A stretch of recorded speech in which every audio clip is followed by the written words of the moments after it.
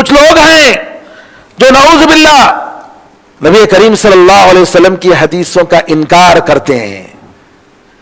ہمارے مدراس میں ہیں نبی کریم صلی اللہ علیہ وسلم کی حدیث کے بارے میں مذاق اڑانا، انکار کرنا اور کہتے ہیں قرآن ہمارے لیے کافی ہے. ارے بدبختو، اگر تم نبی کریم صلی اللہ علیہ وسلم کی حدیث کا انکار کرتے ہو تو تم اسلام کے دائرے سے نکل گئے، تم مسلمان نہیں ہو. اور ایسے لوگوں کا جنازہ، ایسے لوگوں کی لاشیں مسلمانوں کی قبرستان میں دفن نہیں کرنا چاہیے. کافر علماء نے فتویٰ دیا ہے.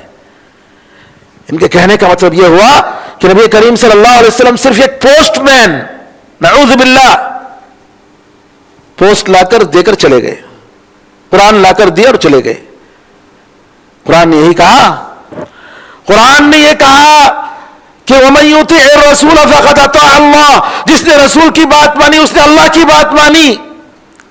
قرآن نے کہا وَمَا يَنطِقُ عَنِ الْهَوَىٰ إِنْ هُوَ إِلَّا وَحْيٌ يُوحَىٰ، وہ اپنے نفسانی خواہش سے بات نہیں کرتے، وہ جو بھی بولتے ہیں اللہ تعالیٰ کی طرف سے وحی ہے.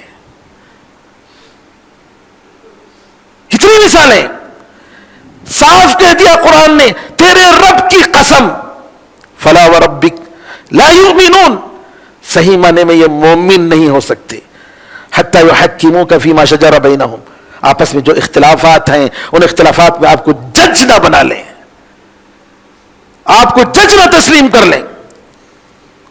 ثم لا یجدوا فی انفسہم حرجا مما قضیت، پھر اس کے بعد آپ جو بھی فیصلہ کریں گے اس فیصلے سے وہ پوری طریقے سے راضی ہو جانا.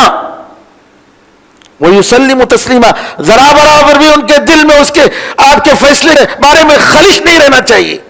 اللہ اکبر، اتنا صاف کہتا ہے قرآن. اور یہ بدبخت، بلکہ علامہ ابن القیم رحمۃ اللہ علیہ نے فرمایا یا ایھا الذین آمنوا لا ترفعوا اصواتکم فوق صوت النبی ولا تجهروا له بالقول كجهر بعضکم لبعض ان تحبط اعمالکم وانتم لا تشعرون. اے لوگوں جو ایمان لائے ہو، اپنی آواز کو نبی کی آواز کے اونچی نہیں کرنا اور ان کو زور سے نہیں پکارنا. جیسے آپس میں ایک دوسرے کو پکارتے ہو ویسا نہیں پکارنا. ان تحبط اعمالکم، ایسا کرو گے تو کیا ہوگا؟ تمہارے نیک عمل بیکار ہو جائیں گے، برباد ہو جائیں گے. وانتم لا تشعرون، تمہیں اس کا احساس بھی نہیں ہوگا. علامہ ابن القیم کہتے ہیں اللہ تعالیٰ کہتا ہے جب ایک آدمی اپنی آواز نبی کریم صلی اللہ علیہ وسلم کی آواز پر اونچی کرتا ہے اس کے ساری نیکیاں برباد ہو جائیں گی.